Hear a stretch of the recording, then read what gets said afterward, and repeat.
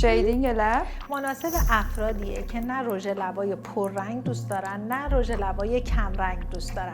ماندگاری بین 3 تا 4 سال داره و رتبه 3 رو بهش میدم. لیپ براش روسی مناسب افرادیه که دوست دارن رژ لباشون پررنگ باشه و ماندگاری بیشتری براشون داشته باشه. بین 6 تا 7 سال ماندگاری داره و رتبه 2 رو بهش میدم. فیکانتور فیکانتور مناسب افرادی هستش که لباشون ناقرینگی داره، دوست دارن لباشون مرز داشته باشه و فرمدهی داشته باشه. رتبه 4 رو بهش میدم. تینت لب کره‌ای تینت لب کره‌ای یه خروجی فوق‌العاده طبیعی و دخترونه داره که کسی متوجه تغییراتت نمیشه. چهرت کلی زیباتر و شادابتر میشه. رتبه 1 رو بهش میدم.